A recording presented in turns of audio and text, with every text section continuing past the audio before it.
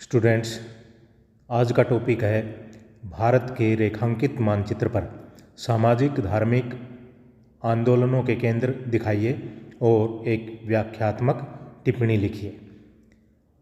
भारत में कौन कौन से सामाजिक और धार्मिक सुधार आंदोलन हुए, उनके केंद्र को दिखाएं। 19वीं सदी में भारतीय समाज एवं धर्म में आई बुराइयों को दूर करने के लिए समाज एवं धर्म सुधार आंदोलनों का सूत्रपात हुआ। इन सुधार आंदोलनों ने भारतीय समाज के स्वरूप को सुधार करने तथा जनसाधारण में नवीन धार्मिक दृष्टिकोण विकसित करने की दिशा में बहुत ही महत्वपूर्ण योगदान दिया।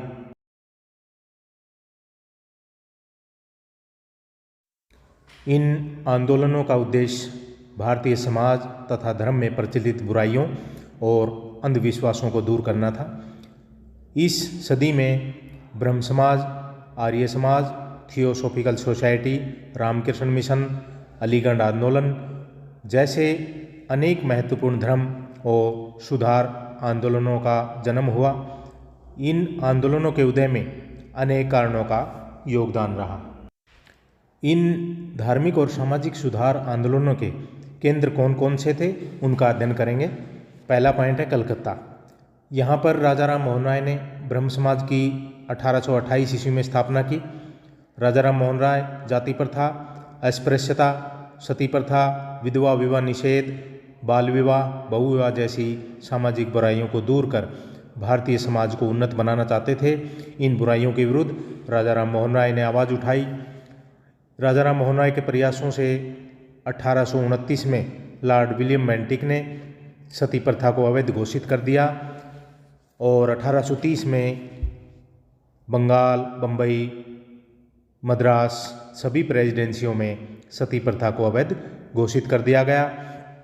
सती प्रथा अब समाप्त हो गई और सती प्रथा में सहयोग करने वालों को भी दंड का प्रावधान किया गया था।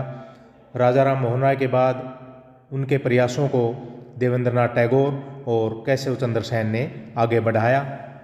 सती प्रथा को समाप्त करवाने में सहयोग देने के लिए राजा राम मोहन राय के सहयोग को सदैव याद रखा जाएगा। इस प्रथा के समाप्त होने से स्त्रियों की स्थिति में बहुत ही महत्वपूर्ण सुधार हुए। 1897 ईस्वी में कलकत्ता के निकट वेलूर के स्वामी विवेकानंद द्वारा अपने गुरु स्वामी रामकृष्ण परमहंस की याद में रामकृष्ण मिशन नामक समाज सुधार संगठन की स्थापना की गई। स्वामी विवेकानंद ने भी जाति भेद, छुआछूत, कर्मकांड, अंधविश्वासों का विरोध किया। भारतीयों में आत्मविश्वास और गौरव की भावना को जगाया। मानव सेवा को ही सबसे बड़ा धर्म माना और मानव सेवा को धर्म का अंग मानकर मिशन ने दीन दुखियों की सेवा पर अत्यधिक बल दिया। स्वामी विवेकानंद ने विदेशों में भारतीय मान सम्मान को बढ़ाया। स्वामी विवेकानंद जी का मानना था कि सभी धर्म सत्य हैं, ईश्वर निराकार और सर्वव्यापक है, अजर और अमर है, सभी मनुष्य समान है, आत्मा परमात्मा का अंश है। प्राचीन भारत की गौरवमयी सभ्यता और संस्कृति से विश्व को परिचित कराया। नेक्स्ट है मुंबई।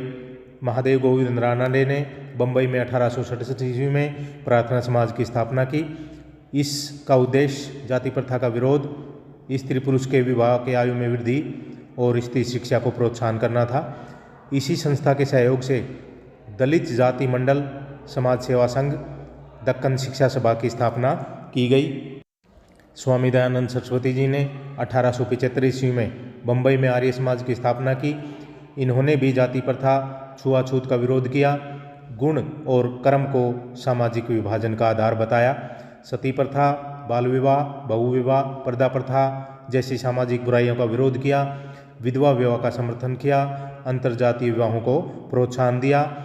निर्धनों और अनाथों के कल्याण के लिए समाज द्वारा देश के अनेक भागों में अनाथालयों और विधवा आश्रमों की स्थापना की गई। आर्य समाज ने शिक्षा के क्षेत्र में महत्वपूर्ण योगदान दिया। अनेक गुरुकुलों की स्थापना की गई। स्वामी जी ने वेदों की ओर लौटो का नारा दिया। इन्होंने कहा कि भारत भारतीयों के लिए है और इससे भारतवासियों में स्वतंत्रता और स्वाभिमान की भावना को जागृत किया। आर्य समाज के प्रमुख कार्यकर्ताओं में लाला लाजपत राय, पंडित हंसराज स्वामी श्रद्धानंद का नाम उल्लेखनीय है। नेक्स्ट है मद्रास। 1882 ईस्वी में मद्रास के निकट अडियार नामक स्थान पर थियोसोफिकल सोसाइटी का अंतर्राष्ट्रीय मुख्यालय स्थापित किया गया। एनी बेसेंट की देखरेख में यह सोसाइटी हिंदू पुनर्जागरण का आंदोलन बन गई। 1907 ईस्वी में एनी बेसेंट इस सोसाइटी के अध्यक्ष बनी। एनी बेसेंट ने 1898 ईस्वी में बनारस में सेंट्रल हिंदू कॉलेज की स्थापना की, जो 1916 ईस्वी में मदन मोहन मालवीय जी के प्रयासों से बनारस हिंदू विश्वविद्यालय बन गया।